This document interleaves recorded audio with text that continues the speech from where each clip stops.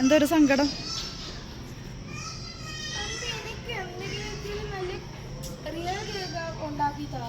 അപ്പം ഞാൻ ഉണ്ടാക്കിയ കേക്കോ? റാഗി കേക്കും ഗോതമ്പിൻ്റെ കേക്കൊന്നും ഇഷ്ടമല്ല.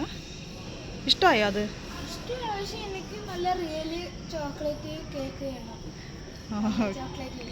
ചെയ്തരാമേ. മോൻ കുറേ ദിവസമായിട്ടോ ചോക്ലേറ്റ് കേക്ക് ഉണ്ടാക്കി തരാൻ പറയുന്നത്. അപ്പം ഞാൻ എന്തായാലും ഇന്നത് ചെയ്യാമെന്ന് വിചാരിച്ചു. ഇതിനായിട്ട് 1.5 കപ്പ് മൈദയും 1/4 cup cocoa powder, baking powder 1/2 teaspoon, baking soda 1/4 teaspoon, പിന്നെ പിഞ്ചുപ്പ് ഇത്രയും കൂടി ഒന്ന് അരിച്ച് മാറ്റുന്നുണ്ട്.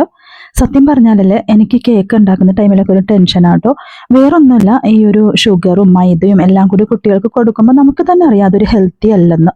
അപ്പോൾ അങ്ങനെയുള്ള ഹാബിറ്റൊക്കെ മാറ്റാനാണ് കേട്ടോ ഡോക്ടർ ഇപ്പോൾ പറഞ്ഞത്. കാരണം മോൻ കുറച്ച് അലർജറ്റിക് ആണ്.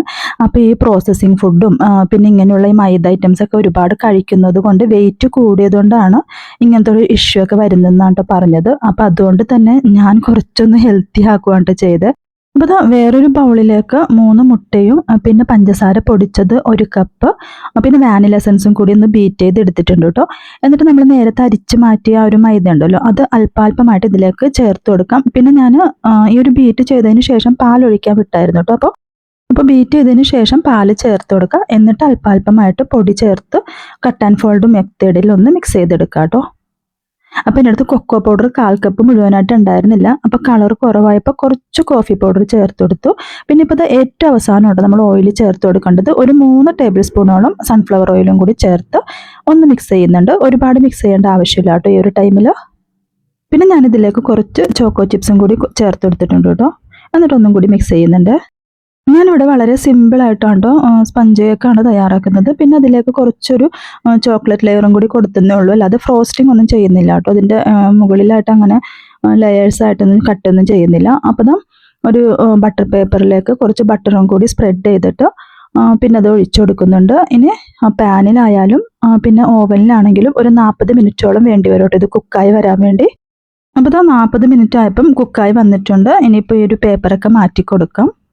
അപ്പോൾ എൻ്റെ കയ്യിൽ വിപ്പിംഗ് ക്രീം ഒന്നും ഉണ്ടായിരുന്നില്ല കേട്ടോ. അതുകൊണ്ട് തന്നെ ഞാൻ ഫ്രോസ്റ്റിംഗ് ഒന്നും ചെയ്യേണ്ടെന്ന് വിചാരിച്ചു.